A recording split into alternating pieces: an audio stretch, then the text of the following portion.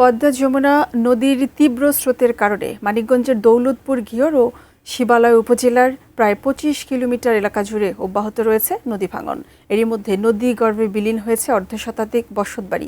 এ বিষয়ে বিস্তারিত জানাতে পাটুরিয়া লঞ্চঘাট থেকে সরাসরি যুক্ত হচ্ছেন প্রতিনিধি সুজন খন্দকার। সুজন, নদী ভাঙন এলাকায় প্রশাসনিক কি পদক্ষেপ নেওয়া হয়েছে জানাবেন? জি, ধন্যবাদ আপনাকে। আপনি যেমনটি বলছিলেন, আসলে মানিকগঞ্জের প্রায় ৩ উপজেলার প্রায় ২৫ কিলোমিটার এলাকা জুড়ে কিন্তু তীব্র নদী ভাঙন দেখা দিয়েছে এবং ভাঙন ঝুঁকিতে আছে কিন্তু এখন পর্যন্ত প্রায় ২০০ পরিবারের বসত ভিটা। এবং যে সমস্ত পরিবারের বসত ভিটা ভাঙন ঝুঁকিতে আছে তারা কিন্তু একেবারেই নির্হারা মানুষ, অর্থাৎ তাদের এখান থেকে ভেঙে অন্যথা যে একটু বাড়ি করে বা মাথা গোঁজার একটু ঠাঁই করবে এমনটা কিন্তু নেই। এবং এই ভাঙন রোধে মানিকগঞ্জ জেলা প্রশাসনের পক্ষ থেকে এবং পানি উন্নয়ন বোর্ডের পক্ষ থেকে কিন্তু জিও ব্যাগ ফেলে নদী শাসনের চেষ্টা করা হচ্ছে নামমাত্র। তবে এই জিও ব্যাগের উপরে কিন্তু গুরুত্বপূর্ণ নরুট কিন্তু পাটুরিয়া দৌলতদিয়া, আপনি জানেন এই নরুটটি দিয়ে কিন্তু পাটুরিয়া পারে 5টি ফেরিঘাটের মধ্যে 2টি ফেরিঘাট কিন্তু ইতিমধ্যে তীব্র স্রোত এবং ভাঙনের কারণে বন্ধ রয়েছে এবং গত 2 দিন যাবৎ কিন্তু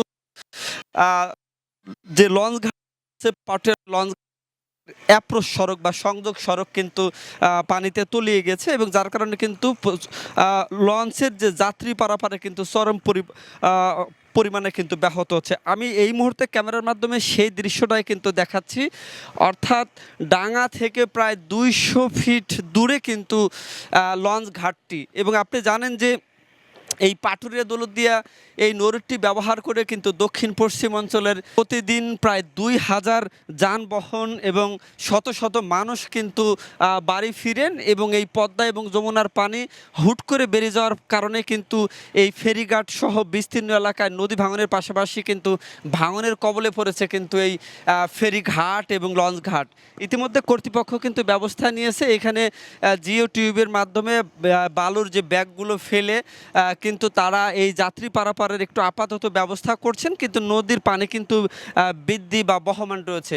এর পাশাপাশি আপনাকে বলি যে 5 নং ফেরিঘাটটা কিন্তু অনেক দিন যাবৎ বন্ধ রয়েছে। এই 5 নং ফেরিঘাট, এর পাশাপাশি 1 নং ফেরিঘাট এবং 3 নং ফেরিঘাট দিয়ে কিন্তু খুঁয়ে কিন্তু আপনার ফেরি চলাচল করছে। এর পাশাপাশি কিন্তু আমি আপনাকে বলি এই যে একটু বেলা বাড়ার সাথে সাথে এই নদী দিয়ে যে সমস্ত যাত্রীবাহী বাস রয়েছে এবং পণ্যবাহী ট্রাক রয়েছে তাদের কিন্তু একটা দীর্ঘ সিরিয়াল তৈরি হয়। আমি দেখেছি যে তারা 3 থেকে 4 ঘন্টা দীর্ঘ সময় লাইনে দাঁড়িয়ে থেকেও কিন্তু ফেরি দেখা পাচ্ছিল না।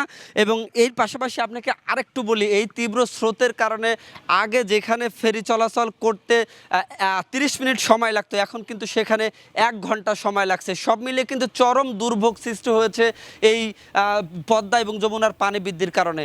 এখনকার মতো এই ছিল আমার কাছে।